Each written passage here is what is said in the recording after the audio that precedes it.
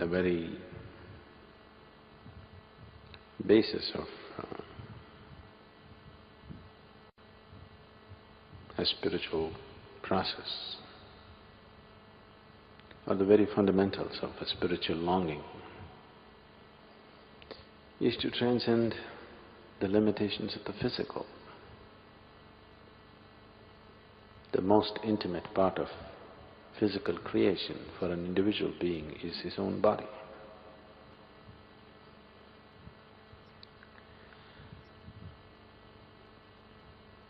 The limitations of the body and the possibilities of the body, to explore the possibilities and to go beyond its limitations. The physical body, which is designed and structured to function by itself without much of your participation. This body is designed in such a way that it functions by itself. You don't have to make the heart beat, you don't have to make the liver do all its complex chemistry, you don't have to breathe.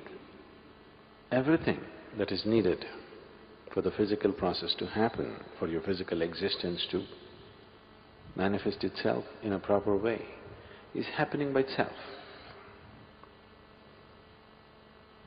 So the physical body is a very self-contained, quite a complete instrument as instruments go. It's quite a complete instrument. And if you keep it well, you may go through your whole life without ever having a spiritual longing. It's possible because it's so complete by itself, in its own nature. If you're fascinated by gadgets, there is no better gadget. Every little thing you explore in this body is quite incredible. It takes a certain amount of intelligence and awareness for a person to see the limitations of this fantastic gadget that it is. Gadgetry is fine, sophistication of mechanism is fine, but still it doesn't take you anywhere. Just brings out of earth and gets you back to earth. Isn't it enough?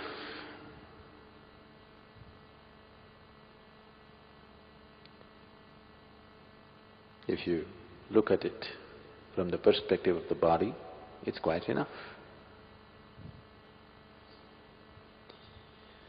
But a dimension beyond the physical somehow got trapped in this physical, somehow was infused into this physical, without which there is no life.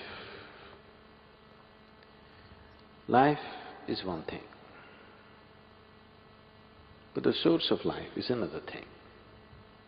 In every creature, in every plant, in every seed, in every animal, in every bird and worm, the source of life is functioning. It is just that in a human being, it is functioning with little more presence.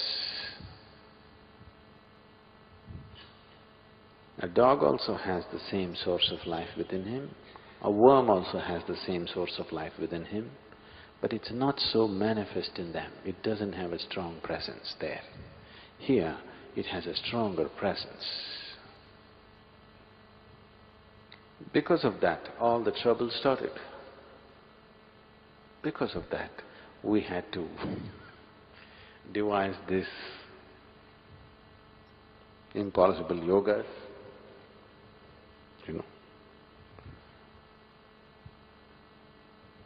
We have to do all kinds of things because the source of life has a larger presence in a human being compared to any other creature on this planet. If it had a low profile, the source of life or the creator or the divine, if it had a low profile presence in you as it is in other creatures, you wouldn't be in this ashram today. Yes. because he's taken on a little high-profile presence. Because of that, suddenly all the simple things or even wonderful things that the physical offers somehow becomes irrelevant. Because the fragrance of that which is the source of creation is such, once you get a whiff of that, the fragrance of the physical doesn't appeal.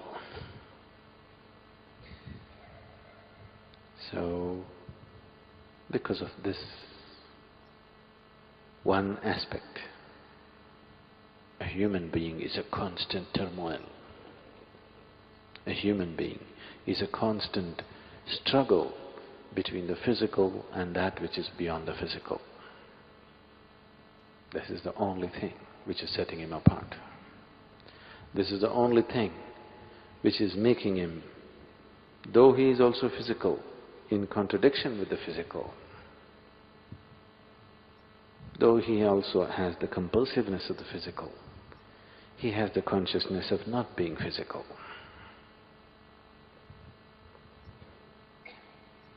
So, all of yoga, every kind of spirituality that you can find, I refer to it as yoga, because it is all different types of yoga, either done systematically or blindly, but still it is yoga. Any method that you employ to enhance the presence of the non-physical within you, any method you employ to heighten the presence of that which is the source of creation within you is yoga.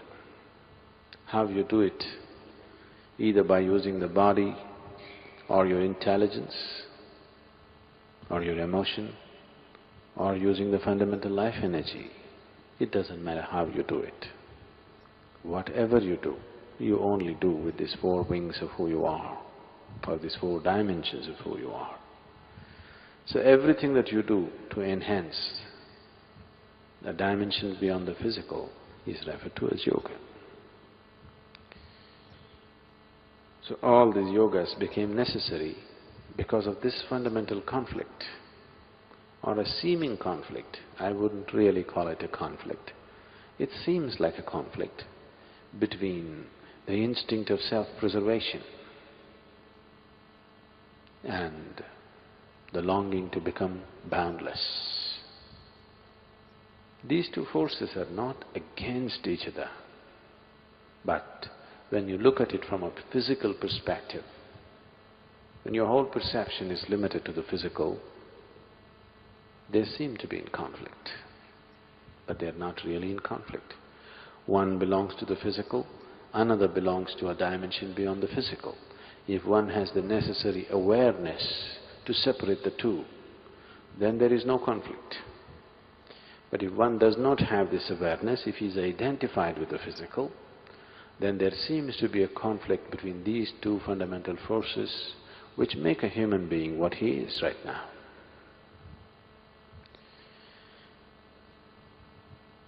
If you go by the ways of the body, it knows only self-preservation and procreation.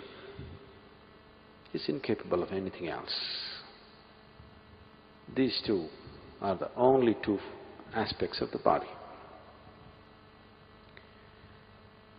If you go by the dimension beyond that, the longing to become boundless, unfortunately most of the time trying to find physical expression to this longing to become boundless, leads a man into all kinds of activity, insatiable activity.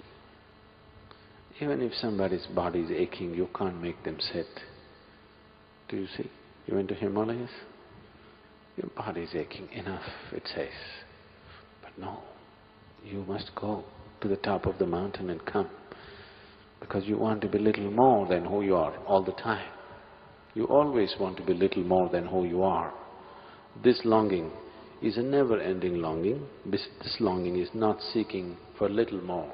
it is seeking for an ultimate expansion. So these two aspects become a conflict because of a strong identification with the physical. Once you get deeply identified with the physical, then these two fundamental forces, one which helps you to root yourself well on this planet, another which is supposed to take you beyond. Unfortunately, instead of working in collaboration, they become a conflict. All the struggles of humanity in terms of should I be spiritual or materialistic is just coming from this ignorance. Sadhguru, how come like a boy who's 6 years old, he can remember his last life, he can tell who he is, who's his parent, and sometimes he can tell who killed him, where and how. And after a time, he can forget everything. Yes, how come he can remember? He should not remember. Nature has given you this cocoon of life so that you do not remember. It has given you a protective wall so that you do not remember. Because if you remember,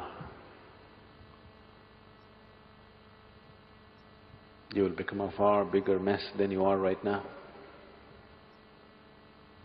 See, these few years of living here, 10, 20, 30, 60 years of living here, people are just struggling with the memories of their life, isn't it? Yes, people have great struggles with these few years of memories. Suppose a few lifetimes of memory opened up. You know what a turmoil and struggle it would cause within you? Just being here, you're still struggling with relationships. You're still not able to forget what happened yesterday, what may happen tomorrow. All these struggles are going on. Suppose you realized, let's say you remembered your past lives and you realized that your dear son happens to be your neighbor's pet dog. Suppose, I'm just saying. If these days dogs are having a better life than us, yes? You know what a havoc it would cause in your life and in your neighbor's life and in the dog's life. It wouldn't be good for anybody, isn't it? Unless you're in such a state of understanding and dispassion that even if you come to know this was your wife or your mother or your father or your dearest friend, you can still continue without even looking at them, then it's okay to know. But if you're somebody who has emotions for everything that you think that belongs to you, see, this is the problem. People's emotions are coming only towards those things which they call as theirs. Suppose, let's say, you have never met your father, or you have not seen your mother since you were born, or you had not seen your twin brother or a sister in your whole life. Today, I showed you, see, this is your mother. You have never seen her, you have nothing to do with her. But now, because somebody told you, this is your mother, the moment you say, oh, she's my mother, suddenly emotions burst out. From where? You have not built a relationship with this person, you have nothing to do with this person, just because somebody says, this is yours. When somebody says, this is your mother, somebody is saying, this person belongs to you, isn't it? So your emotions flare up only to those things which you consider as mine. So if you have this problem, that everything has to be yours, only then it'll happen, then I would say, get little more greedy, make everything yours. Why be stingy on your greediness? Take it all the way. You, oh my children, I have tremendous feeling. Make everybody yours. What's the problem? Somebody there to stop you? Is somebody there to stop you? If that's your way, take it all the way. Or nobody is yours. That is also fine. It's a harder way, but that is also fine. Nobody is mine is fine. Everybody is mine is fine. This is mine, that is not mine, this is a problem. So, if you remember past lives and you are in this state that this is mine and this is not mine, then you're going to get into lots of trouble, too much trouble, more than you can handle. If you have reached a point, everything is yours or nothing is yours, then it's okay to remember. Then it would be useful to remember. So a 6-year-old boy, just by chance, remembered something. It's just sometimes the systems in the nature fail, you know. Some data input mistake. It happens. Such a complex structure, sometimes, you know, it happens. Little bit of mistake, the necessary protection was not created in a particular child. Even if they do, usually before they grow up, they tend to forget. Lot of children below 4 years of age clearly remember their past, but by the time they become 4 years of age, it all dies out. After 4 years of age, they get involved in this life, whatever is around them. Till they're 4 years of age, it is possible in their minds the past could be just going on. I don't know if you're aware of this in India. For a variety of reasons they said this. They say, till the child is 4 years of age, he belongs to God. Only after that he belongs to you. Because they're saying, because he's running with so many memories, he doesn't belong to anybody at that time. After that, once his memory goes off, he starts relating to everything around him in a deeper way. That's when he begins to belong to you. At least he gives you an illusion that he belongs to you. Yes, they'll break it after some time. They do, isn't it? One way or the other they do. So, it could happen, it's happened many times, but generally such people forget after some time that capability or that kind of aberration, I would say, happens only at a certain phase of childhood. After that it dies by itself. Sadhguru, at the beginning today you said that the human is one where the source of creation has a greater presence. Now why does it have to be so? Is it just nature's ploy, existence ploy, a play where we are all just some kind of software programs designed for self-annihilation with some support systems? Why some people have the longing, some people don't? And why some people with longing find the right place or the right avenues to get their longings fulfilled? What is the secret behind all this?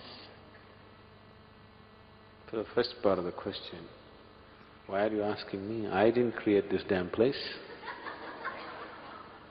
I'm only trying to create a solution. I didn't create the problem.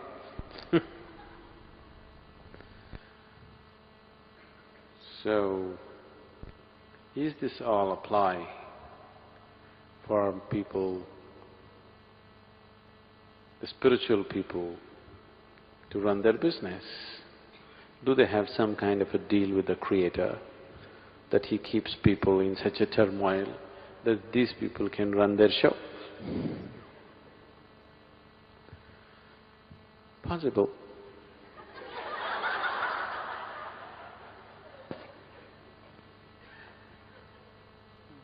Sadhguru, that is not the question, Sadhguru. I know the question.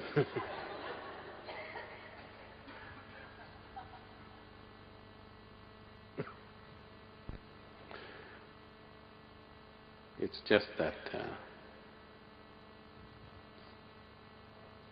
you are asking this with a certain anguish attached to it. So I'm just trying to play it a little bit. You know the cat and the mouse game?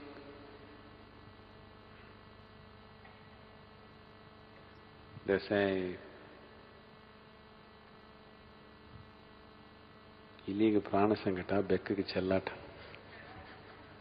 What it means is, for the rat, it's a life and death question. For the cat, it's a game.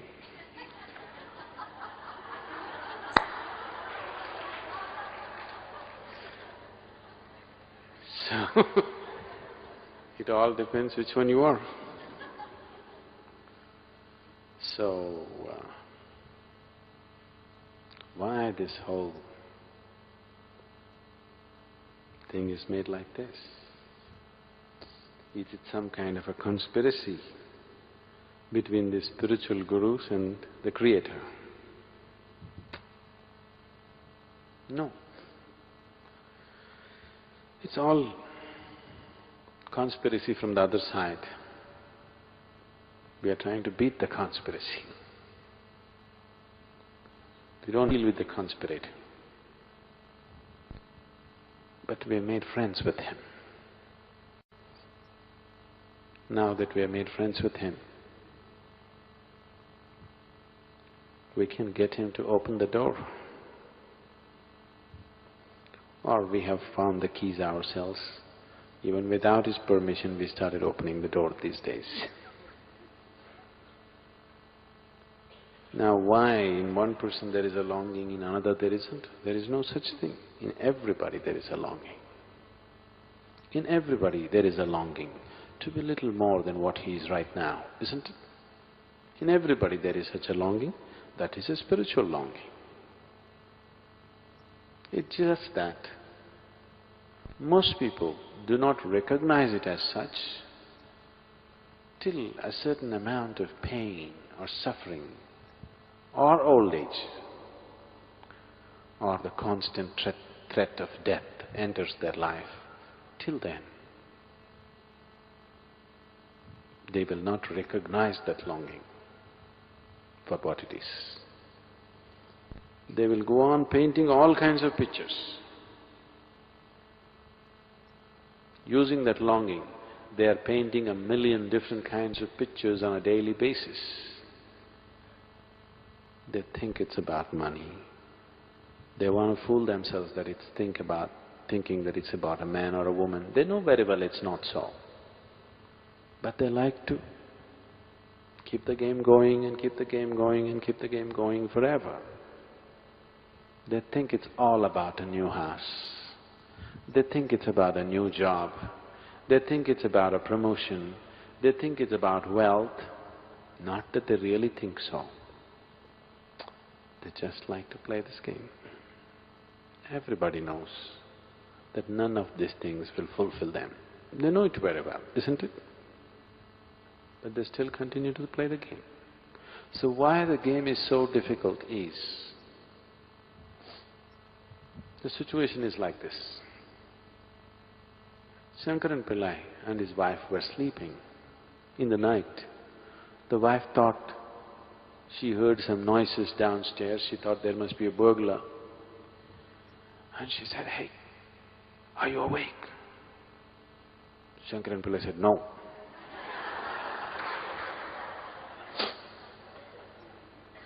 That's why you can't wake them up. You understand?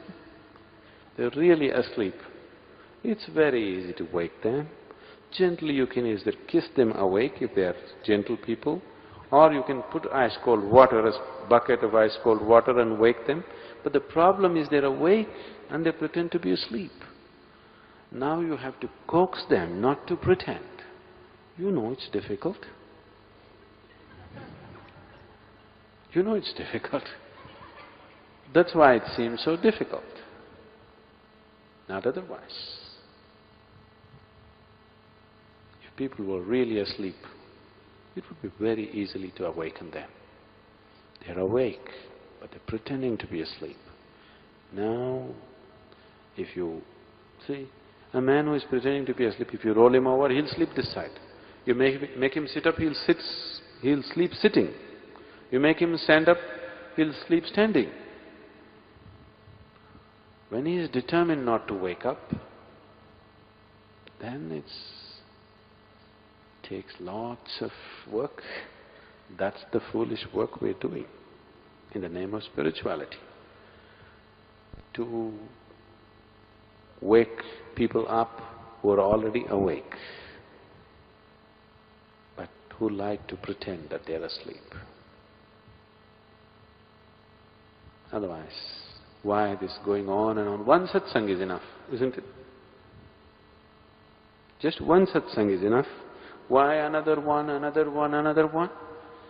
Because one satsang you roll them over like this, then they sleep this side. Next satsang, okay, that didn't work, you roll them like this, they'll sleep that in that position. In every new position they will sleep. So you don't let them sit in any position, you keep them moving, moving, moving, moving to a point of frustration where they'll get up, okay, this damn man won't let me sleep anyway. What the hell? Let me come awake. This is the way fools will wake up. But the intelligent should wake up the moment they know they're awake, they must open their eyes and see. Those who are eager for life, those who are looking forward to the day, the moment they're awake, they will get up and come out. Those who are not looking forward to the day. If sun comes up, they want to deny it by the blanket, isn't it? So that's why the spiritual processes are designed like this. You like it or you don't like it, 5:30 in the 5 o'clock in the morning, get up, cold water and sit down and do everything that you have to do. No, I don't like it, I don't like it. It doesn't matter you don't like it. Just do it. You're asleep, it doesn't matter. You still walk around and do everything. If you do this for some time, then you will realize, what's the point pretending? Anyway, they'll make me do all these things.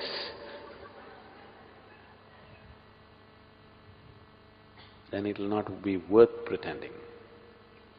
You're creating a whole range of illusions for yourself. Life should disillusion you somewhere, it will. The sooner it does, it's good. When life doesn't, a guru tries to hasten the process of disillusioning you. Do not understand disillusion as a negative process. Disillusioning means destroying your illusions, isn't it? If you get disillusioned, is it a positive thing or a negative thing?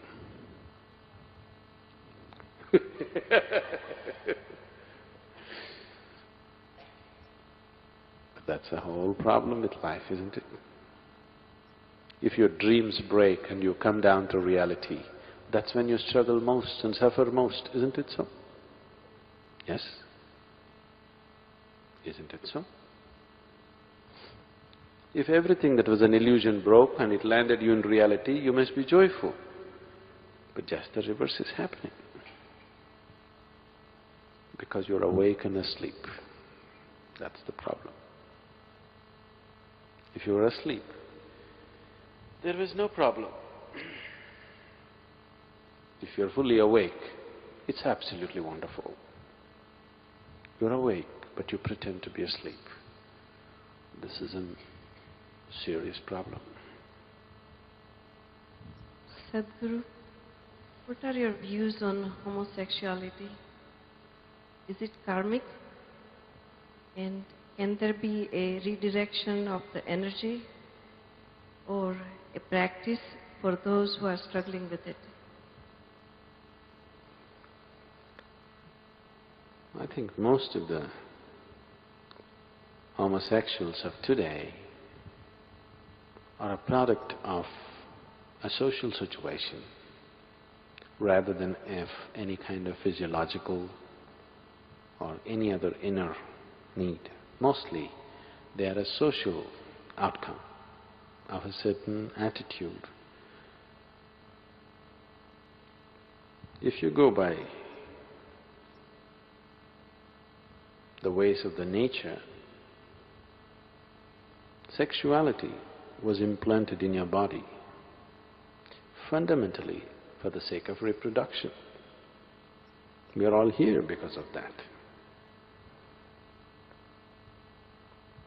But if there was no pleasure attached to it, nobody would go for it.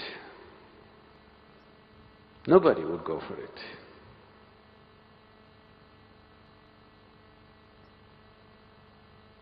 It is a painful thing to deliver a child.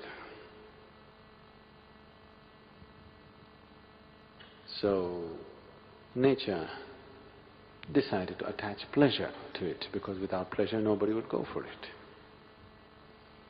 In spite of a little bit of pleasure attached to it, so many people are deciding not to go for it.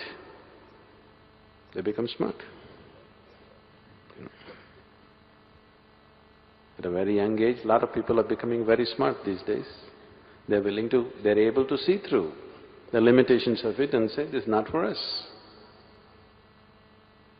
That's very smart actually, because they're able to think beyond their hormones. Hormone is a chemical process.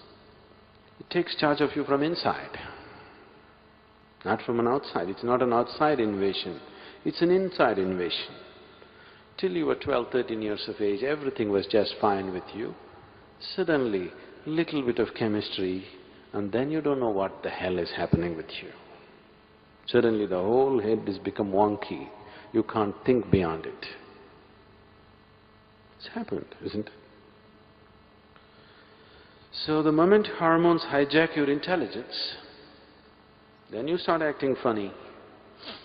And you act the whole world is revolving around your sexuality. There's nothing else to the world except sexuality. See, almost 90% of the artwork, literature, or any damn thing that's written or painted or sculpted is about sex, isn't it? Isn't it so? I don't know, I may not be right on the percentage. I think it's about 90%. Even if it's 75, I think it's a very distorted vision of life, isn't it? Yes? It's a very distorted vision of life, that one aspect of the physical takes up so much of human mind and consciousness is a very distorted perception of life. Now in that, what or whom you want to have sex with has become another great identification. So when you talk about heterosexuality or homosexuality, you're just asking me with whom or what I should do.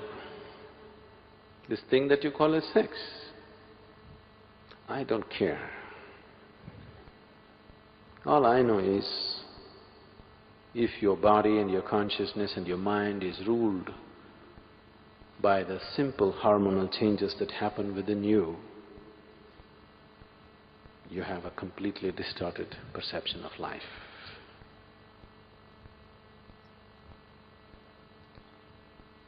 What is there to correct? What is there not to correct?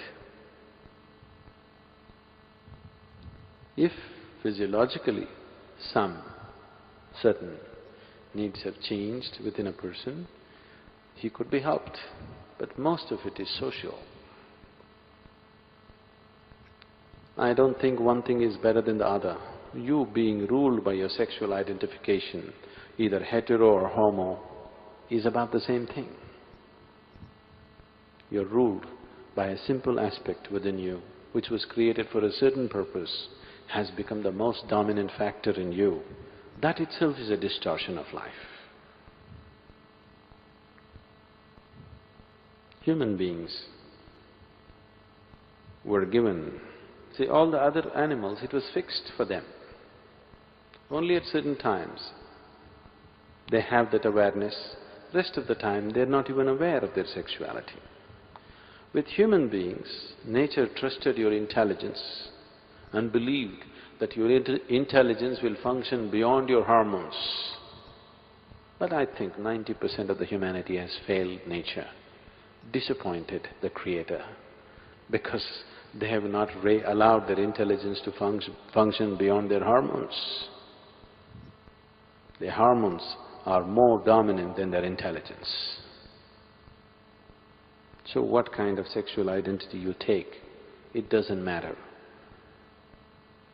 You're identified with a few body parts. That's bad enough. Which body part? Doesn't matter, it's bad enough. If you must identify with body parts, I would say the best body part to be identified with would be brains.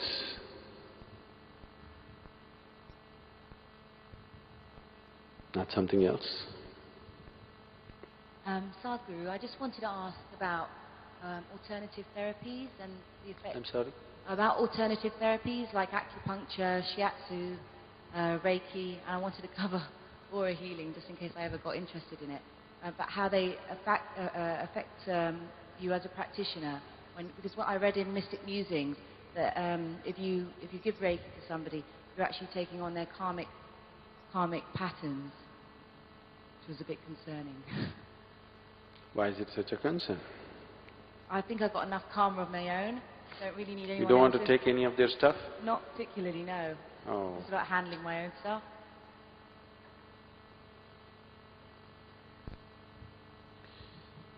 So, alternative therapies. I think we did not really talk about therapies like acupuncture or pressure or any of those things. We were talking about healing systems, energy healers. It's only in that context we said this, not in terms of acupressure or acupuncture or massage or anything of this. People who are trying to meddle with the energy, because you do not know all the nuts and bolts of how this system is made. Just meddling with one thing without knowing the other can cause various consequences. Not just about taking on karma, it can cause various consequences which are not necessary, which is very immature to do. But alternative systems of treatment, either in the form of Ayurveda or homeopathy or acupressure or whatever, they are alternative methods of treatment. They are different. Healing systems are different. We were saying that only with reference to healing systems, not of alternative systems of treatment. Sorry, can I just ask then, in terms of Reiki, which is about working with people's energy, if you are a Reiki practitioner, how do you protect yourself then from taking on karmic? By not doing it.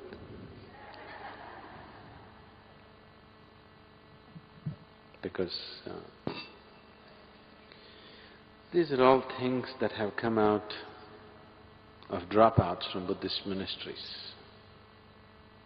You meddling with another person's life process without knowing the whole of it is irresponsible. It is like you saw, these days you can see videos of major surgeries happening. So you saw a video like this, you observed everything very carefully. So tomorrow somebody has a problem, you take a shaving razor and decide to do a surgery upon him. I'm telling you, some people may survive this. People have survived such things, isn't it? Many times in battle zones, in nature, when accidents happen, People have performed absolutely crude surgeries upon somebody and they have survived. But that doesn't mean that's the way to do surgery, isn't it? That's not the way to do surgery, isn't it so? It's just that some people might have survived such surgeries. In extraordinary conditions, it was done. So, any kind of meddling with other people's energies is very juvenile. It's coming out of a certain immaturity and a certain egoistic state of wanting to play God, which is not necessary. If it is coming out of compassion, what's your problem? Let everybody's karma come to you as long as he's relieved. What is your problem? That's not it. You want to play God with gloves on. It doesn't work like that. God didn't play the games with you, the conspiracy with you, with gloves on. He got himself into you to play this game. It's only the priest who told you that he's sitting up there and watching everything. But look at the way life is happening. The source of creation got itself trapped in you, isn't it? Yes? Isn't it so? Unless you have that kind of involvement, you don't meddle with such things. Can you say something about the significance of participating in the Nadaradanas each day, either singing or playing the bowls, drumming, or either just simply being there and meditating?